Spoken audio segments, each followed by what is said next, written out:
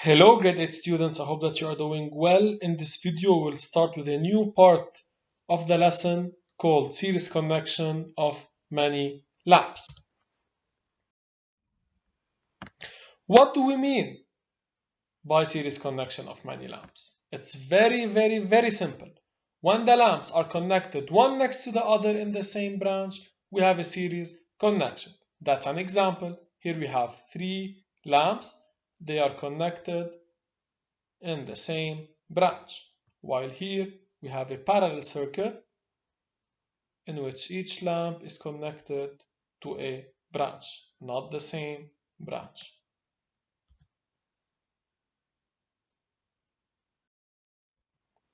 Let's kick it off by drawing a circuit that is made up of two lamps, a battery, and a closed switch connected in series. They are connected in series.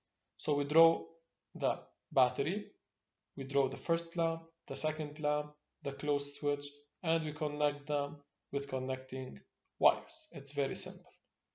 Let's just remember that the current flows from the positive terminal of the battery and gets back to the negative terminal of the battery.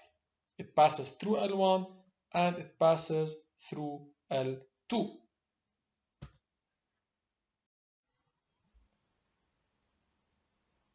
Let us now explain the law of uniqueness of current. In a series connection, all the lamps are traversed by the same current. What do we mean by this statement? That the current remains constant. So in a series connection, the current remains constant. So now we have a rule. The current that passes through L1 is equal to the current that passes through L2, is equal to the current that passes through L3, is equal to the main current. The current remains constant. Okay? Let me explain this law by using this example. Referring to the figure, calculate the current that flows through L1 and L2. We have this figure. We have an electric circuit made up of a battery or a dry cell, a closed switch, and two lamps. They are connected in series. And we also have the main current, which is equal to 5 ampere. So the amount of electric charges that is flowing in the battery, in the wires, is equal to 5 ampere.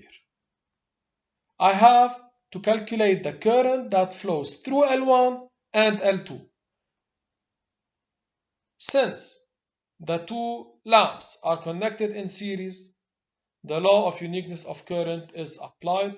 In a series connection, the current is always constant. So the current that flows through L1 equals to the current that flows to L2 equals to the main current, which is 5 ampere. So IL1 equals to IL2 equals to I main equals to 5 ampere.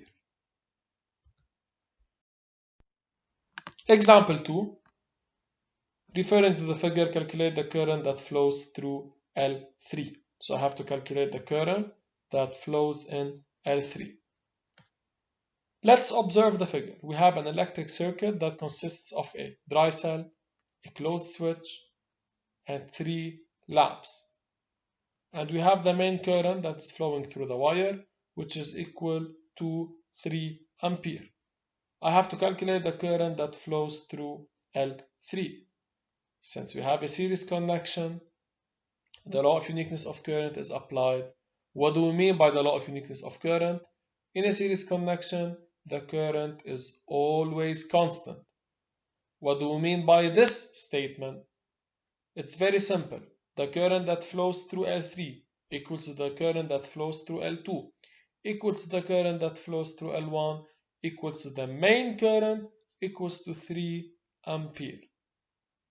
Okay, so the same current is flowing in the circuit. As a conclusion, when you see a figure, an electric circuit that is connected in series, the law of uniqueness of current is applied. The current is always constant. That's it for today, guys. If you have any question, please don't hesitate to contact me, and please study this law. It's very, very, very important. Stay safe, and I hope to see you all very soon.